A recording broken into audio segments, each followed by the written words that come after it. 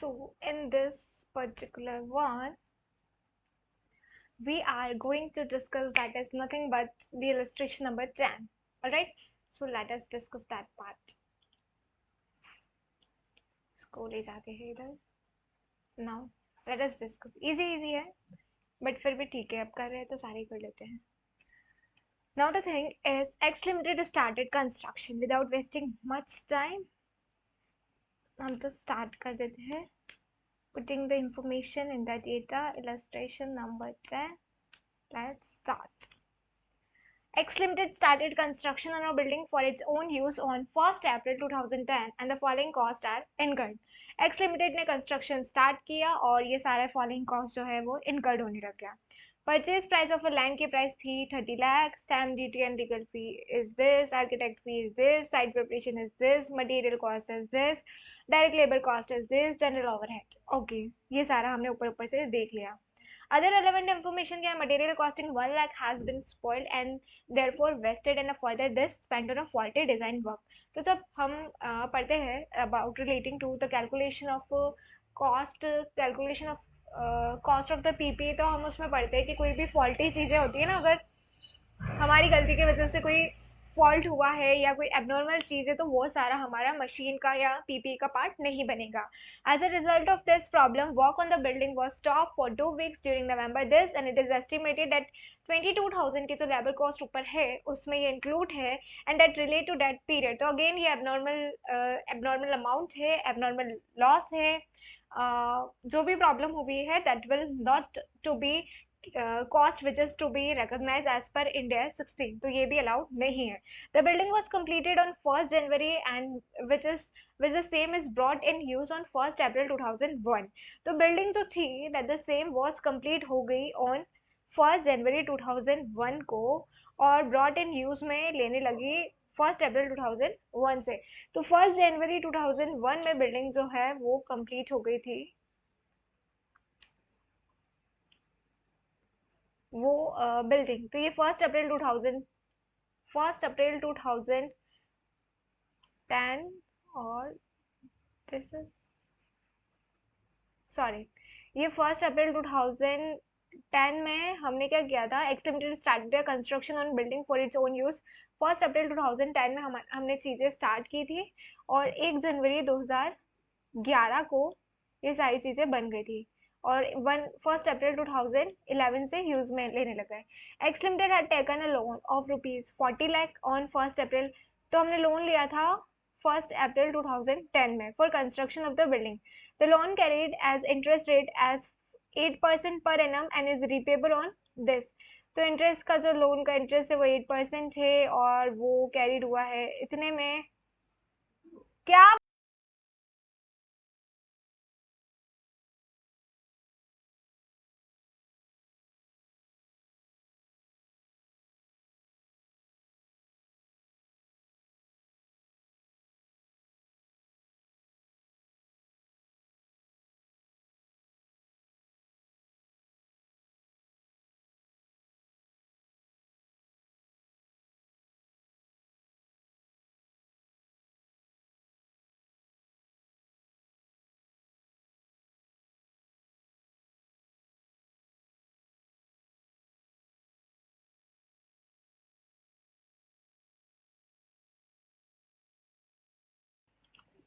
Now what happen in this case 1st जनवरी मतलब क्या है, हम डेटा को थोड़ा लिख लेते हैं ताकि सही रहेगा.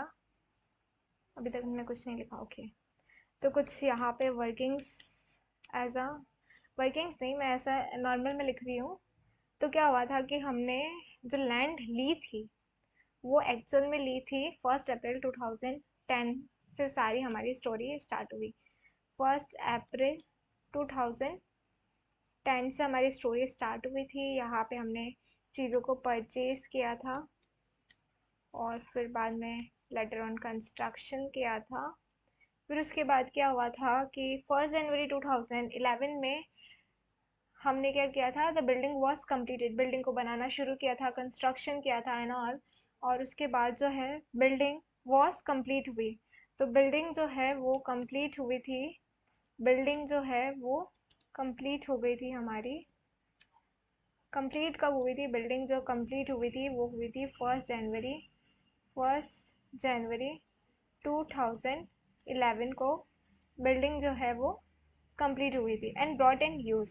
और फिर यूज़ में लिया था हमने उसको, बिल्डिंग को यूज़ में कब से लिया था? दैट इज़ ऑन 1 अप्रैल 2011 में हमने बिल्डिंग को यूज़ में लेना स्टार्ट किया था। Then what happen afterwards? X limited had taken a loan, एक लोन लिया इतने का। तो वैसे तो है ना, इंड एस 23 बोलता है कि ये सारा जो है that the same end S 16 के अकॉर्डिंग इसे कुछ भी ट्रीट नहीं किया जाएगा कुछ सर्टेन कंडीशंस के अलावा। तो यहाँ पे जो बोल रहे हैं कि एक्स लिमिटेड ने लोन लिया 40 लाख का 1 अप्रैल को 2010 को कंस्ट्रक्शन ऑफ बिल्डिंग के लिए। फिर जो लोन है that the same is carried as an interest rate, उस पर 8% पर एनम लगा, रिपेबल है 1 अप्रैल 2012 से। Assume that the entity did not consider the construction period as substantial period of time as per Ind AS 23। तो इसको लेने के लिए हमें मना ही किया है almost. Assume that the entity did not consider the construction period as a substantial period of time as per Ind AS 23. हमें calculate करना है the cost of building that will be included in the tangible non-current asset as an addition. तो कितना और कैसे cost लगने वाली है और ये सारा हम देख लेते हैं। तो सबसे पहले हम स्टार्ट करते हैं the purchase price of the land. तो purchase price of the land कितनी आ रही है हमारी? तो cost which is to be capitalize as per Ind AS, this is what, this is nothing but the cost to be capitalize, जितनी हमें capitalize करनी है as per Ind AS। Cost which is to be capitalize as per Ind AS 16 के according कितनी cost capitalize होगी? This is the particulars, this will be the particulars and the next will be the amount, right? So ये हो जाएगा। उसके बाद the next come is purchase price of the land। तो price of the land वो तो हम ऐसे लिख देंगे, कितना अमाउंट है हमारा? that is of rupees 30 lakh, 30 lakh लिख लेंगे हम। Then comes the next one is the stamp duty. Stamp duty भी हमारी कॉस्ट को बढ़ा ही रही है। स्टैम्प ड्यूटी लीगल, ये भी जब हम जो कैलकुलेशन करते हैं कॉस्ट ऑफ द पीपी तब हम इसको भी देखते हैं, तो ये भी इससे भी हमारी प्राइस जो है बढ़ जाती है। स्टैम्प ड्यूटी लीगल फी ये सारा जो भी है ये कितना लगा है हमारा? दैट द सेम इज रुपीज 2 लाख हमारा अमाउंट लगा है। उसके बाद आता है हमारा the architect fee. Architect fee again ये सारी जो चीज़ें है ना, अगर one really want to know about the reason तो ये मॉड्यूल में दे रखा है और वो calculation of cost of PP में दे रखा है ये सारी चीज़ें कि why this to be taken, this not to be taken and all.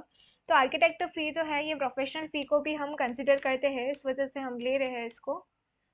तो आर्किटेक्ट फी कितना है? 2 lakh rupees, that the same is 2 lakh rupees. Now come the next one is the site preparation cost. Site preparation cost भी लगती है और उसको भी हम Ind AS 16 के अकॉर्डिंग अप्लाई अलाउ एक्सपेंस है दैट इज ऑफ रुपीज 50,000। तो 50,000 का ये एक्सपेंडिचर है। Okay, then comes the materials. Materials वाली बात हम कर रहे हैं यहाँ। तो मटेरियल्स में क्या है कि मटेरियल्स में कितना लग रहा है? मटेरियल्स में वैसे तो मटेरियल का अमाउंट हमारा है 10 लाख रुपीज़। वैसे तो मटेरियल का अमाउंट हमारा कितना है? 10 लाख रुपीज़, बट उसमें से कुछ 1 लाख का जो मटेरियल है वो स्पॉइल्ड हो गया है। तो ये जो एक्सपेंस है ये अलाउ नहीं है, इसलिए इसको हम डिडक्ट कर रहे हैं 1 लाख का। And the another one is, और एक और 1,50,000 वो फॉल्टी वर्क डिज़ाइन की वजह से हो गया है। तो ये वाला एक्सपेंस भी जो 1,50,000 का है वो वाला एक्सपेंडिचर भी अलाउ नहीं है। तो ये कितना आएगा फिर? इस वजह से इसका जो खर्चा है कितना है? 1 लाख, आई मीन सॉरी 10 में से 1 माइनस 1.5 कर देती तो ये आ जाएगा 7,50,000। तो it will come as 7,50,000। Then the next come is the direct labour cost. Material हो गया हमारा, डायरेक्ट लेबर कॉस्ट DL से लिख देती हूँ मैं इसको। और ये कितना आ रहा है हमारा? This come as 4 lakh. तो ये 4 लाख आ रहा है। Then comes the next one is general overhead. So if we talk about the general overhead, the general overhead will not become the part of cost which is to be capitalized as per Ind AS 16, तो इसके according हम इसको नहीं ले सकते। तो यहाँ पे हम टोटल करेंगे, तो हमारा टोटल, एक सेकेंड, और नीचे कुछ लिखा है क्या वो देख रही हूँ मैं। यस, डायरेक्ट लेबर में भी 22,000 ऐड थे, तो उसमें से उसको भी लेस करना है। तो out of the 4 lakh rupees we have 22,000 as well, तो हम उसको डिडक्ट कर देंगे और हमारे पास वो अमाउंट आ जाएगा अकॉर्डिंगली। तो if we deduct the same is 4 lakh minus 22,000, this come as 3,78,000 हमारा अमाउंट आ जाएगा। ये सारा हो गया and this come as a total. उसके अलावा और कोई एडजस्टमेंट दिया है क्या? द बिल्डिंग वॉज कंप्लीट हुई है 1 जनवरी को। तो डेप्रिसिएशन अगर हमें कैलकुलेट करना पड़े तो this is the cost which is to be capitalize. Interest नहीं आएगा। इंटरेस्ट क्यों नहीं आएगा? क्योंकि इंड AS 23 के अकॉर्डिंग वो वाला हम एडजस्टमेंट अभी फिर से पढ़ते हैं और बस बाकी सारा हम कैलकुलेट कर देते हैं। इसमें इंटरेस्ट का कोई रोल नहीं है, तो डेट्स का भी उसके अकॉर्डिंग उस वजह से रोल नहीं आएगा। और इसमें डेप्रिसिएशन जैसा कुछ पूछा नहीं है, तो हम कैलकुलेट नहीं करेंगे। तो इसको टोटल कर लेते हैं हम भी। कितना आ रहा है हमारा? First of all 30 lakh, then comes the 2 lakh, then 2 lakh, then 50,000, then 7,50,000। उसके बाद कितना आ रहा है हमारा? Then comes the 3,78,000, accordingly 45 lakh। तो टोटल कितना आ रहा है ये?